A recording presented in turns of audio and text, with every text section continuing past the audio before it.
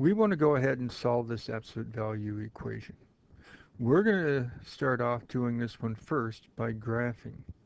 So to graph this, we want to look at y equals each side. So y equals the absolute value of x, and y equals the other side, which would be the y equals 2.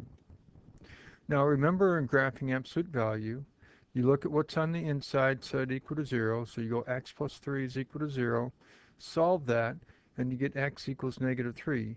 That tells you where the point of the absolute value graph is going to be. So you get negative 3, and then you want to choose 3 numbers on each side.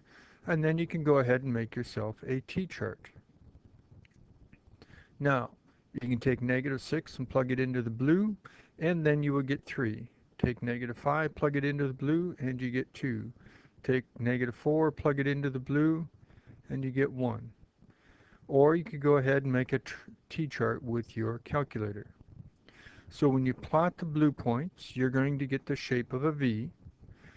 When you graph the red, you're going to get a horizontal line at the height of 2. So your graph should end up looking like this.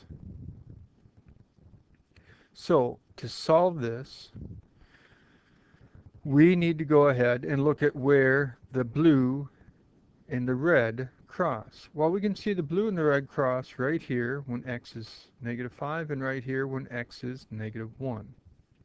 So that's how we solve it by graphing. But what's it look like to solve it algebraically? Well, to solve it algebraically, you got to look at what happens when the red intersects the right-hand part of the V, and that's the red being the 2 equaling the right-hand part of the V, and that's when the absolute value, what's on the inside, is positive, so absolute value does nothing, and you get an x plus 3. When you look at the left side of where they cross, you got to look at where the red is, and that's 2, intersects with the blue of the left half, and that's when the inside of your absolute value is negative, and your absolute value makes it positive by taking the opposite of it. So you're going to put the opposite of that x plus 3. And then all you have to do is just solve each one of these equations. The right side, all we have to do is just go ahead and subtract 3. The left side, there's a couple ways you could do it. You could go ahead and distribute through the negative, and then you could add 3, and then divide by the negative 1. And you would get the same 2 answers we did by graphing up here. A second way you could have done this, once you had this first statement, you could have multiplied both sides by negative 1 or divided both sides by negative 1, and then went ahead and subtracted 3. But you'd still get the same 2 answers algebraically as you do graphically. With that in mind, let's go ahead and try to figure out where is our absolute value greater than 2. In other words, where is your blue above the red? Well, the blue's above the red over here to the left of negative 5 and to the right of negative 1. So that's in these 2 green areas. So to the left of negative 5, meaning when x is less than negative 5, or there's this region over here, and that's where you're to the right of negative 1, which means you're larger than 1, so x is greater than negative 1. That's how it would be graphically. But what's it look algebraically? Well, it's 2 totally separate regions that we're going to have, so that's why it's an or statement in between. So over here, we're looking where our absolute value is above. Now, this is the positive side, or what happens when the inside is positive of your absolute value. And if what's on the inside is positive, absolute value doesn't do anything, and we get that x plus 3, and we want to see where is that x plus 3 above the height of 2, or greater than 2. Looking at the left half over here, we want to look at this blue being greater than 2, so we want the blue to be greater than 2. But remember, the left half is what happens when the inside of your absolute value is negative, so that makes it positive by taking the opposite of that. And so then all you have to do is just solve each one of these inequalities. On the right one here, you just go ahead and you subtract your 3, and you get x is greater than 1. Left side, if we solve it just like we did before with the equation, we would then get x is less than -5. Remember to switch your inequality sign when you divide by a negative. So we get the exact same answers algebraically as we do graphically. So where is our absolute value less than 2? Well, that means where is the blue below the red? Well, the blue's below the red right in between these 2 points are where they cross. So right in between -5 and -1, which is really just one region. So you're looking at the numbers between -5 and -1. We write that in this notation here, where your variable of x is in between these two numbers. It's standard notation to write it just like you see over here. On your graph, it goes smallest on the left, largest on your right, and what we're looking at is in between. So we go smallest on the left, largest on the right, and then our variables in between.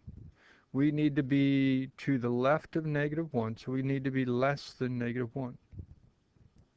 And then if you would read this from the center out, it would be x with a large part here, so x is greater than -5. Or you could read it as -5 is less than x, which -5 is less than what we're looking for. So it's always less than signs with the smallest to the largest. Now, algebraically,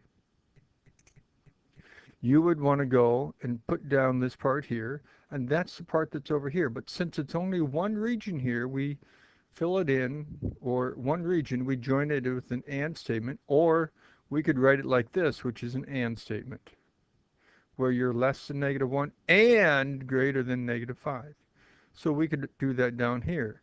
So we have this part for when it's positive, and then we got to do the left half, and that's where it's greater than the opposite of what we would normally be dealing with. So then when you go ahead and subtract 3 from everything, you get this. So the algebra part looks a little bit different than what we've been used to, but when it's absolute value followed by less than sign, it's going to be just one region in between two numbers. Absolute value followed by greater than sign, if I get back to it here, is the two outside regions. So then you join that with an or statement. So with that in mind, let's go ahead and take a look. Now, with this one here, it's absolute value followed by less than.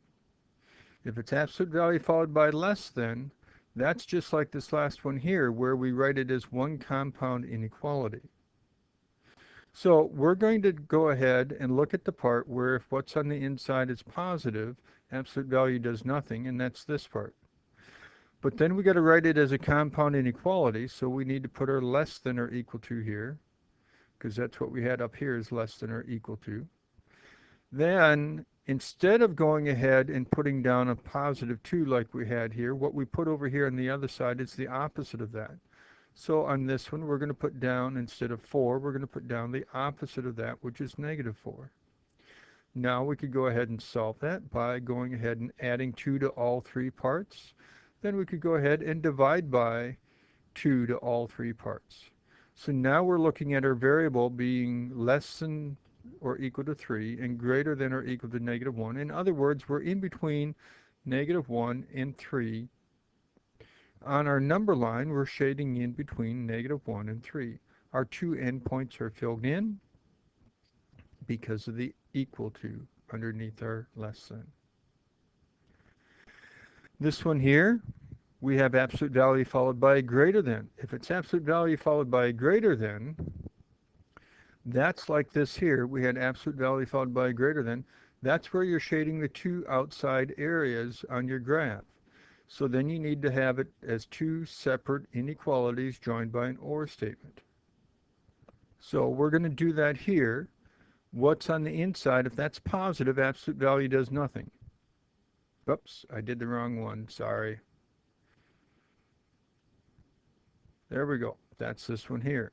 And then if what's on the inside is negative, absolute value makes it positive by taking the opposite. And that's what we have here. Now, all we have to do is just solve each one of these. Subtract the 1, distribute through the negative, Then we can go ahead and add 1 here. We finish solving this one over here by dividing by 3. Finish solving this one here by dividing by a negative. Remember to switch your inequality sign. So we're going to put 8 over 3 on our number line. We're going to put negative 10 over 3 on our number line. At 8 over 3, it's only a greater than, so that means we're shading to the right of 8 over 3. So you're going to be at 8 over 3 and shading to the right.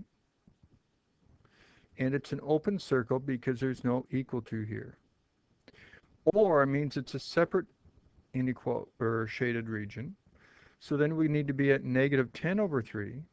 And then since x is less than that means you're shading to the left or to the numbers that are smaller than that.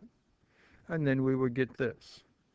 So what we have here is our answer algebraically with inequalities. Down below is our answer displayed on a graph.